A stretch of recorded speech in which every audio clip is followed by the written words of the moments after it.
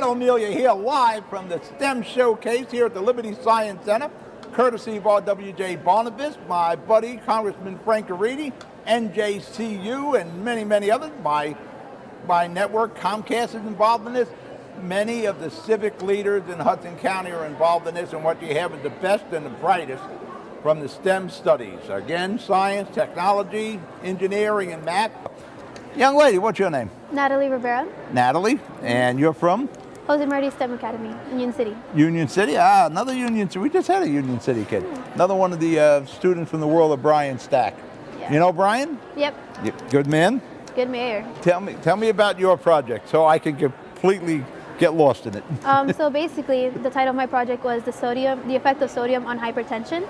And essentially, I had surveyed some 20 patients from the Newark Beth Israel Hospital on their knowledge on sodium and potassium and their consumption on it, and see if they were testing them on their so-called diet. And the results?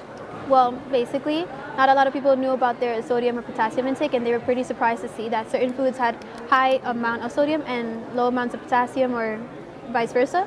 And they didn't do so well in their survey, which was a really eye-opener and alludes to the fact that of the worldwide issue of hypertension. How did you get into this study? Well, over the summer, I had shadowed a cardiologist at the hospital, and as I was meeting his patients from either the clinic or the cath lab, where we saw pre or post-surgery clients or patients, I started realizing that some of them were not really telling the truth on their diet to see, like, oh yeah, I didn't have that French fry last week. Or you kidding? Everybody lies. Everybody lies. So I wanted to see how much they knew about their own diet and to see if they were keeping up with their own health.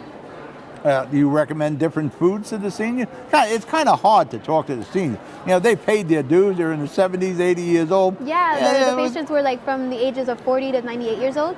So obviously they could lie. And some of them didn't know about like certain foods that had high sodium, or because the more of the issue of hypertension is an increase of blood pressure. So they didn't realize that certain foods were increasing their blood pressure and causing their cardiac issues. So certain foods they were very shocked to find out, and then other foods they were like, oh, I can eat that, or I can't eat that, stuff like that. And after you woke them, I hope they realized that they weren't having like their right diet, and maybe when they get home they reconcile with their food choices. What do you want to do? Are you a senior or junior? I'm a junior. Junior? Yeah. What do you want to do at this point of your life as for a livelihood? Well, I have not gotten the specifics of it, but maybe hopefully something in medicine or something in health, and maybe research more about societies like well, you're in the right place with RWJ Barnabas here as the lead sponsor. Yeah. There's a lot of medical professionals walking around here now. Yeah, it's very interesting. What college are you interested in? Well, there's several colleges, obviously the Ivy Leagues. NJCU behind you. NJCU is also a good one. But specifically, I've not really decided on one, but hopefully somewhere where I can like really focus on my career and get a good job after. Now, what do you think your chances are here today? I've been looking at the competition, and they're really good, so I don't know about it. They're really good. Like I said earlier, one is better than the next one, at least to me, because every one of them are confusing me. Yeah. It is incredible on how smart you kids are here, and it's a real credit to the education system here in Hudson County. Brian Stack in Union City is big on education, and he's built schools out there.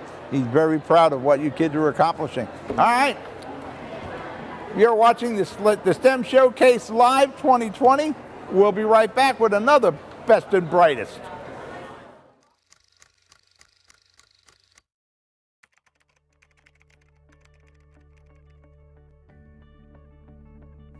We have to be able to police ourselves because we don't want anybody to tarnish our badge. When internal affairs complaints are not handled properly, the public may believe that most officers commit crimes, when in fact that's not true. Most officers are professional. If complaints aren't taken properly and the community that we serve doesn't have a trust in the police department, I mean, there has to be legitimacy. If the community doesn't trust the police, how could we effectively serve them? And by having a really comprehensive internal affairs unit that handles the complaints properly and people have trust in the system, it enables us to do our entire job as a police department much better. We need the community as much as they need us. So that citizen that has lost trust in the community could be a very important witness for us tomorrow.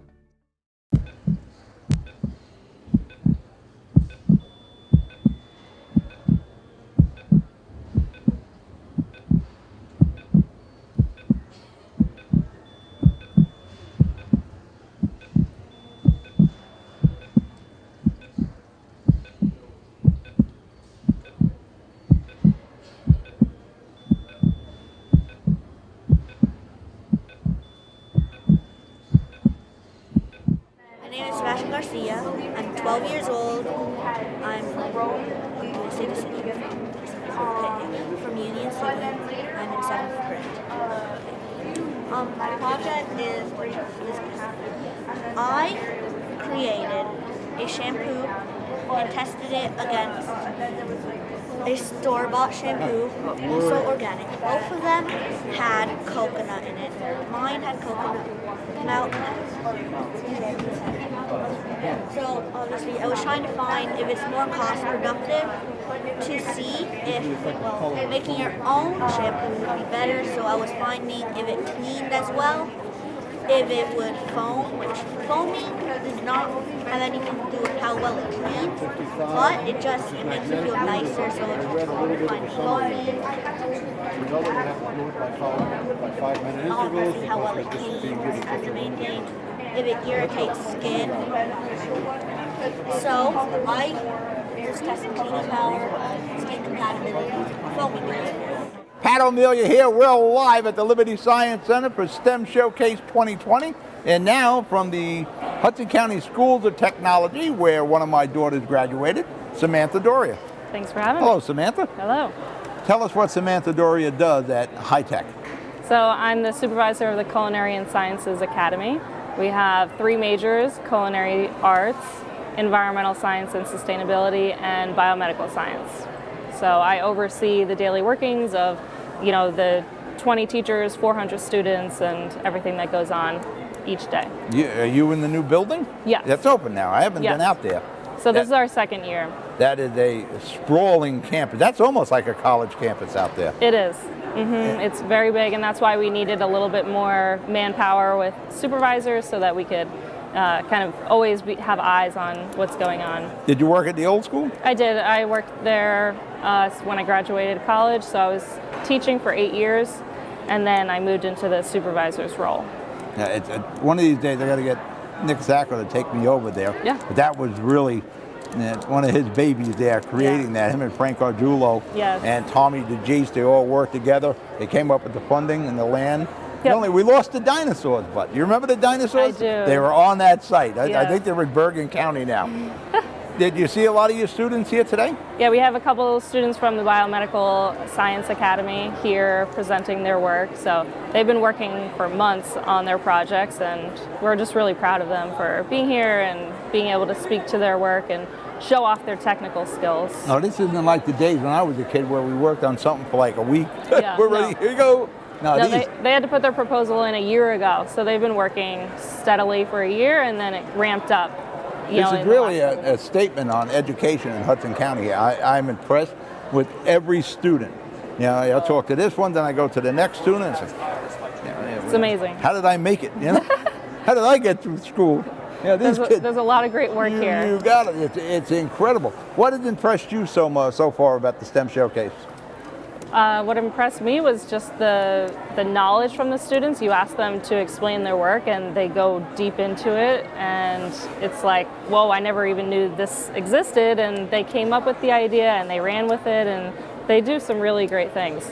I'm impressed on how they're all proud of the schools and how they all have that favorite teacher, that professor, that mentor. Yeah. And it really, again, it's really a statement on the education system. It is, and I love that they have middle school and high school, because the middle schoolers, this is where they really get inspired to study science, and they need to keep that hunger going throughout high school, so to have them together. And then I heard some of the high school students saying they saw their middle school teachers here, and they were really excited about that. Well, for the first year, everybody is media approved, so we've been interviewing the younger ones from the middle school. Oh, good. And they're getting we're showing the clips of that. Well, like I said, it's really impressive. Every year, I've been doing this now, I think about 6 years. Every year I come here, I'm more impressed than the year before. And it's really a statement to the teachers, the county of Hudson, Mayor Sacco, and everybody who's involved with High Tech, and what's the other one, Prep? County Prep. County Prep, yeah. And Explore, we have a middle school Explore. There's a middle school now? Yeah, middle school, it's called Explore. Oh, I didn't know that. Again, Hudson County, Tom DeGeese and Nick Sacco, they're doing a good job. Great job.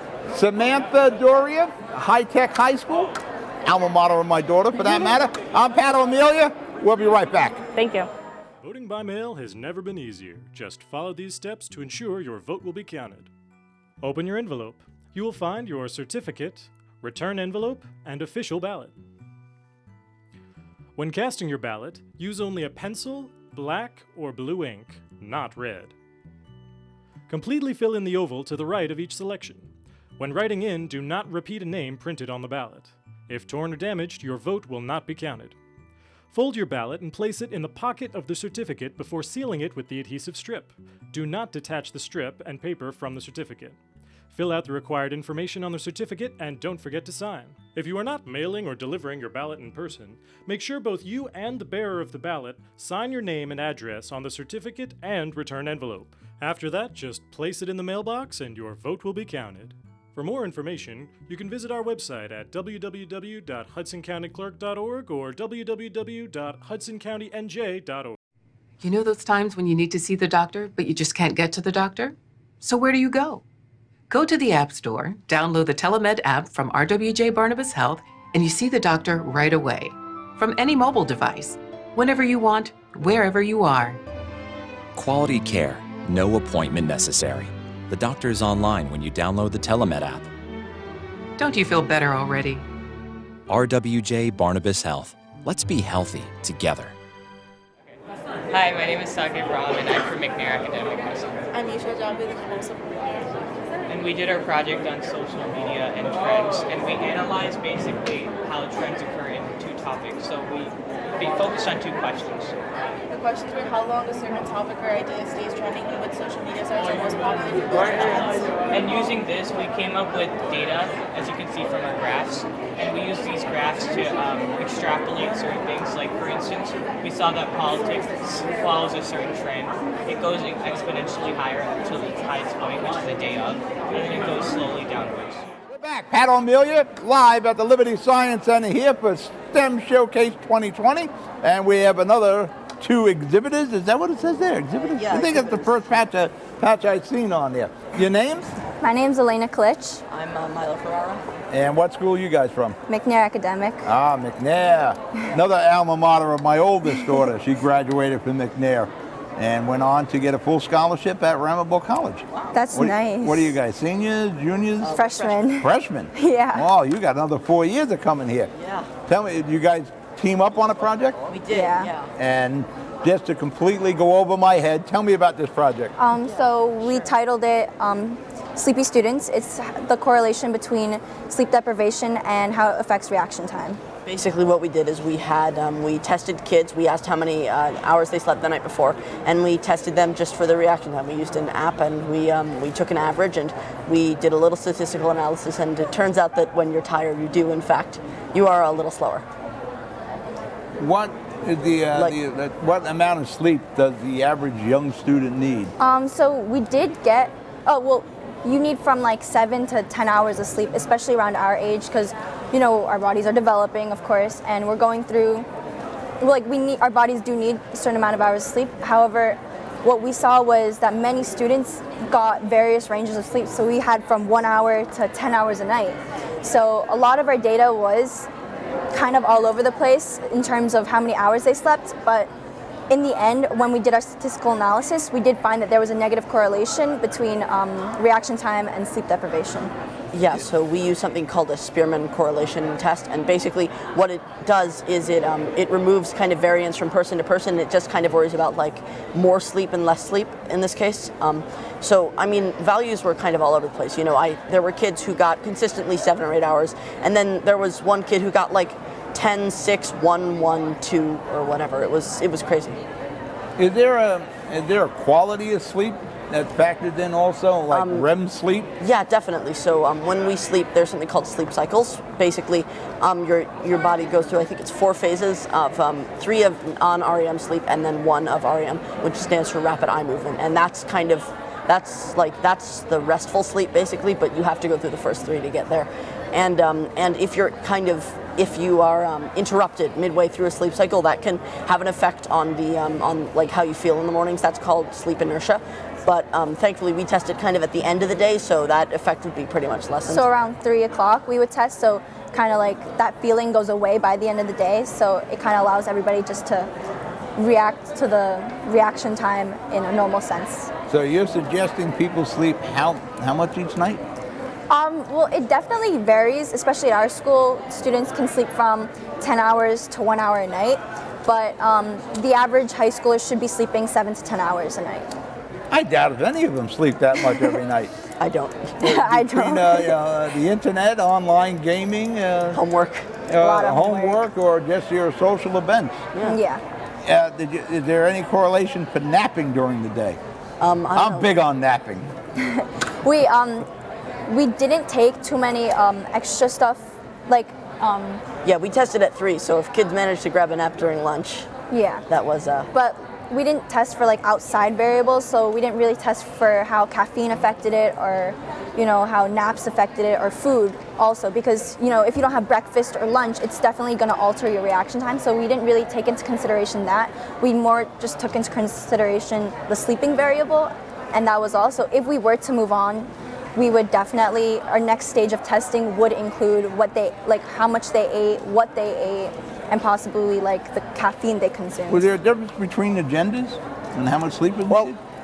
We actually don't know, because for some reason the kids who signed up to be our test subjects, it was, with the exception of like 3 maybe, it was all girls in the 9th grade.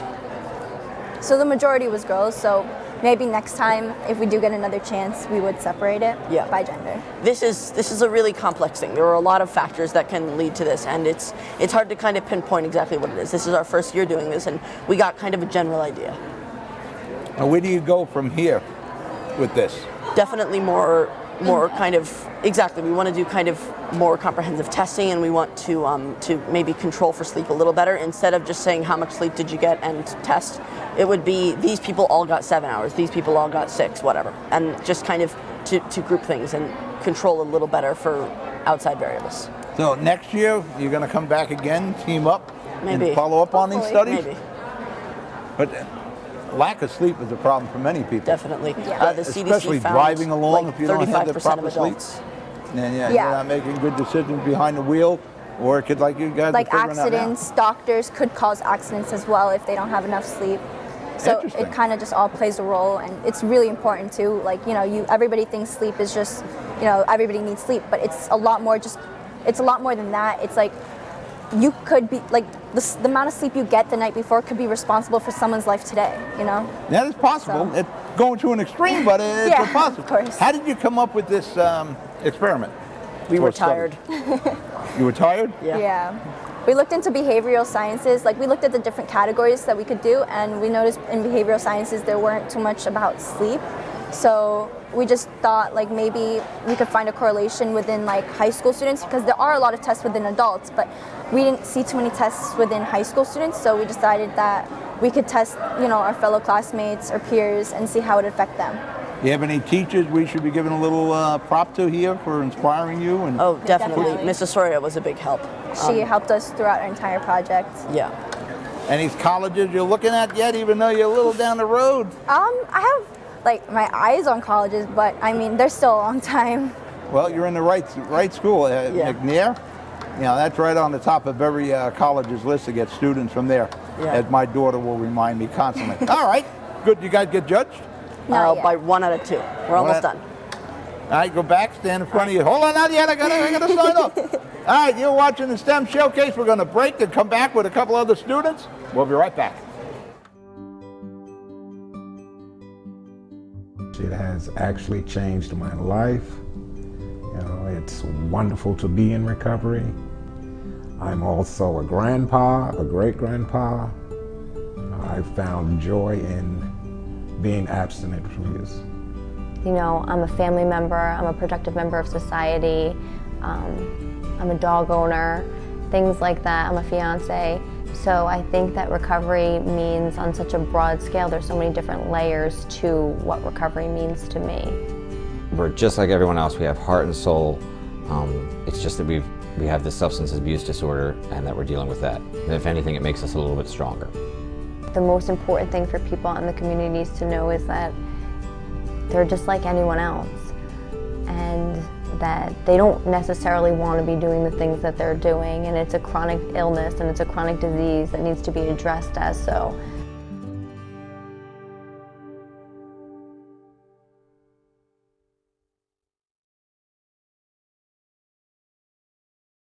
Most women who give birth recover without problems, but any woman can have complications after the birth of a baby. Learn the post-birth warning signs, such as fever, headache, chest pain, shortness of breath, increased bleeding, or thoughts of hurting yourself or someone else. Knowing these can save your life or the life of someone that you love. Trust your instincts. If you feel something is wrong, call and get evaluated by your healthcare provider. If your symptoms get worse or you do not hear back from your physician, call 911 or go to the nearest emergency room. RWJ Barnabas Health. Let's be healthy together. Hudson TMA reminds you that a bicycle is considered a vehicle. When you ride a bike, you must obey the rules of the road. Ride single file in the same direction as traffic. Obey traffic signs and signals. Signal your turns and look behind you before you turn. And always stay alert.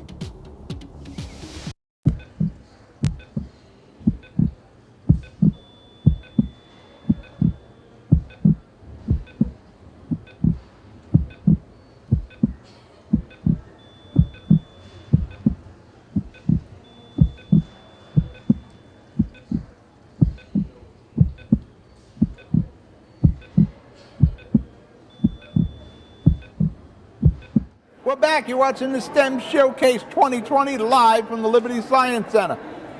A lot of schools are represented here. There's a lot of experiments, theories, hypotheses. It's all out there. They're being judged as we're talking, and now we have one of the people. You've been judged, right? Yep. And your name? My name is Ahmed. And you're from what school? I'm from McNair Academic High School. McNair, that's my daughter's alma mater. Senior? I'm a junior. Junior? And you live in Jersey City? Yep. What part of the city? Over by Sip and West Side area. Oh, the West Side, yeah. That's what we call it, the West Side down there. Yep. By the Rite Aid Pharmacy right there. Yep. Actually, it's my old neck of the woods there. So tell me about your experiment or theory. What would it be, an experiment or a theory? It's more of an engineering design. So, you know, one of the problems I've noticed is that there's a lot of plastic and trash in the water, and you know, when a person's walking by a trash on the ground, they don't pick it up. So who's going to go pick up the trash in water? No one's going to do that, right? And it's extremely expensive to do it manually. So I wanted to design an automated solution to that. So I prototyped a robot that can go and collect this trash, and then you can, you know, take it to a designated area and deal with it accordingly. It goes into the water, the river or the ocean? Yep, and then you can go ahead and pick up the trash using it. Now, is it picking up the trash on the top of the water or on the ocean floor? You can do either. So I haven't done any depth testing yet, but in the future, I think this is very important because in the future, you can, if you make it out of strong enough materials, you could withstand some very high pressures. And so you would be able to, you know, autonomously clean the ocean. It's kind of like a Roomba, but for the ocean. An ocean Roomba. Yep. Now, we're talking about the plastic. Most of that is floating, or I think it floats like 10 feet below the water level, and your robot can collect this? So I'm only on the first stage right now, so I have the basic maneuverability capabilities in here. So I'm only measuring right now if it can move around freely in the water, because that's a very core design of the robot, because you can't intercept a floating piece of trash unless you can move freely in all three axes. So that was really the first part of this design right now, was having free movement in all the three axes, moving up, down, left, right, forward, and backwards. So in the future, as I iterate on the design more, you can theoretically be able to autonomously identify trash and then go and intercept it and collect it. How large would this apparatus have to be? So it really depends on the body of water. If you have a small pond or a lake, you could go with a medium-sized robot, or if you're in the ocean and you're trying to collect bigger pieces of trash, you could get a much bigger robot. You could scale it up and it would still work. When you collect let's say a plastic bag is floating in the lake, does it have a storage compartment where it grabs the plastic bag? So yes, there's a storage chamber, and once that chamber is full, you could ideally go to a designated area and drop it off there, where someone once a week comes and collects the trash and then deals with it however they want. Some sort of receptacle attached to a buoy if you're talking in the ocean? Yeah, that makes sense. What gave you this idea to come up with this? we've all seen those pictures of like third world countries where they have just giant islands of trash floating around. Oh yeah, it's floating. Yeah, there's exactly. isn't like the size of New York State or something like floating around. So, no one's trying to clean that up because the process is so labor intensive and it's so expensive that it's not worth it. We're in a capitalist society. No one wants to do anything if it doesn't make them money, right? So no one wants to collect that everything's trash. about money, yes. Exactly. So by creating... You come up with this idea, you're going to have a lot of money. So by having an autonomous solution, you remove all the labor, which significantly reduces the cost. Of course, yeah. And once you start mass manufacturing these things, have one robot for 1 square mile and just let it do its thing. And, it's all done by itself. You don't need to worry about it. You can just leave it and let it do its thing. And have you spoken to anybody in the robotics field, animatronics? Not now. Not as of now. And are any teachers that inspired you for this? Yeah, so McNair has lots of great science teachers. I love all the science teachers there. We have Mrs. Doria, Mr. Stanton, all these great teachers. Ms. Nolau, they teach us about, what's happening now and how the science relates to it and how we can use the science to actually fix these problems and deal with these issues. When do you figure to have this an actual prototype? So right now I have a prototype, but I think the one that would be ideal for commercial use would be like a 4th or 5th gen product. And I think if I prototype fairly quickly, I could get it done within 2-3 years. Really? Yep. Have you tested your prototype in any body of water yet? I have not tested in bodies of water yet because there's a waterproofing issue. But once that is fixed, I should be able to go ahead and start testing. No, when you're ready to test that, you should give my studio a call. We'll come out and film that. Okay. That'd be interesting. There's a nice body of water down in Lincoln Park there that you can start. Probably a lot of trash that we can need to take out of there. Mm-hmm. Any colleges you're considering in the future? I really want to go to MIT. So, I'm trying my best to get there. And, we'll see. Anybody in your family ever gone to MIT? No. And MIT because Wolowitz from the Big Bang Theory? What did you... Why'd you settle on MIT? So, ever since you got Stevens over here in Hoboken, not bad. But ever since I was young, whenever I would look at any sort of scientific news, I would always see, oh, MIT does this, MIT does that. And so it's for me, MIT is like a place where kind of standard bearer for engineers. Yeah, so it's a place where you go and you do extraordinary things. It's where you, take your ideas and you actually put them out there and you change the world, basically. I think you're in that direction. I think you'll wind up there.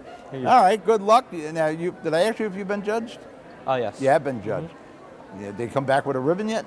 Nope, not yet. All right, well, hopefully you do. All right, you're watching the STEM Showcase 2020 live. We'll be right back.